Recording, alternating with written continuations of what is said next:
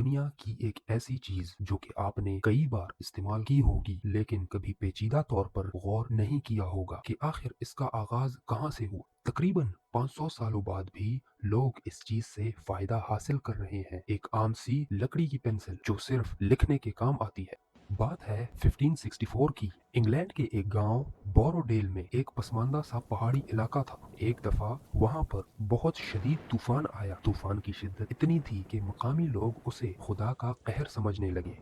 रात का वक्त था। कुछ देर बाद तूफान थम गया और लोग सो गए। लेकिन जब सुबह हुई तो पता चला कि वहां उस गांव का एक बहुत ही बड़ा देवहैकल सा दरख्त जड़ से उखड़ा हुआ पड़ा था। जब लोग आए तो उन्होंने देखा कि दरख्त के नीचे से स्याह रंग का सीसा नुमा मादा पड़ा हुआ है। पहले तो लोगों ने समझा कि ये सीसा मादा है जो कि उस वक्त दीवारों और लोहे में इस्तेमाल होता था।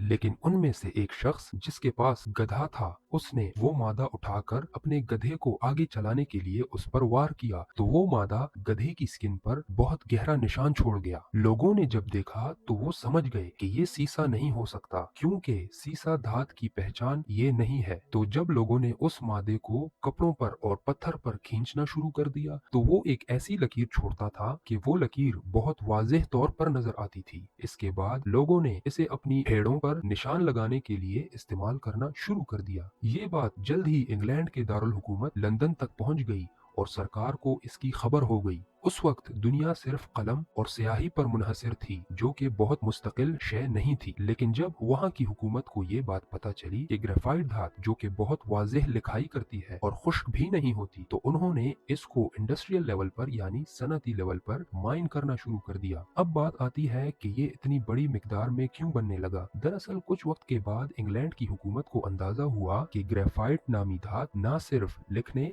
बल्कि जंगी हथियार यानी तोपों के गोले और सांचों को बनाने के लिए भी काम आती है।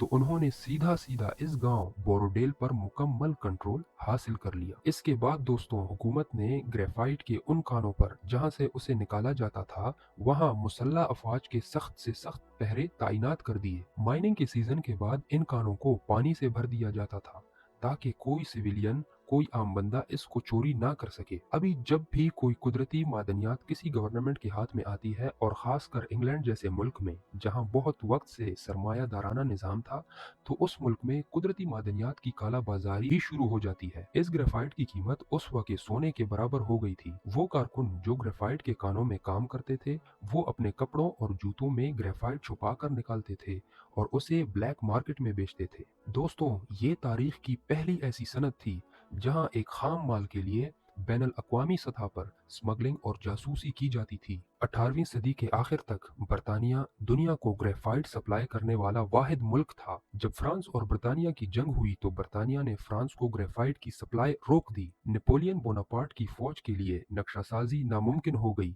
क्योंकि दोस्तों नक्शा उन्होंने पेंसिल से बनाना होता था। ताहम इस इमरजेंसी की हालत में अपने एक कमांडर निकोलस जैक्स कॉन्टे को एक टास्क दिया कि वो फ्रांस के लिए ऐसा कोई धात दरियाफ्त करे जो कि पेंसिल की जगह इस्तेमाल किया जाए। उसके बाद फ्रांस की सरकार ने भी कई तजुर्बे किए और उनमें से इस ग्रेफाइट की वो किस्म निकल आई जो आज हम इस्तेमाल करते हैं। दोस्तों पेंसिल की तारीख उस वक्त मुकम्मल हुई जब 30 मार्च 1858 को हाईमैन लैपमैन ने पेंसिल के पिछले हिस्से को मुस्तकिल तौर पर इरेजर यानी रबर नस्ब करने का पेटेंट हासिल कर लिया। इससे पहले लोग पेंसिल से लिखी हुई गलतियां मिटाने के लिए डबल रोटी के कच्चे टुकड़े या ब्रेड क्रम्स इस्तेमाल करते थे। लैपमैन ने जो पेंसिल के ऊपर रबर लगाने का मुजद्दिद था उसने एक धाती छीले के जरिए रबर को पेंसिल के साथ जोड़ दिया जिसे फेरूले कहा जाता है। इस तरीके ने पेंसिल को दुनिया का सबसे पहला all in one writing tool बना दिया। दोस्तों आज एक आम पेंसिल से तकरीबन 45,000 अल्फाज लिखे जा सकते हैं और एक आम पेंसिल तकरीबन 35 मील लकीर खींच सकती है। तो दोस्तों ये थी पेंसिल की कहानी जिसे 500 साल तक लोग इस्तेमाल करते रहे हैं। उम्मीद है आपको ये वीडियो पसंद आई होगी। अगर आपको मजीद ऐसी दिलचस्प हकायक के बारे में वीडियोस पसंद हैं तो चैनल को सब्सक्राइब करें और वीडियो को लाइक करें। मिलते हैं अगली वीडियो में।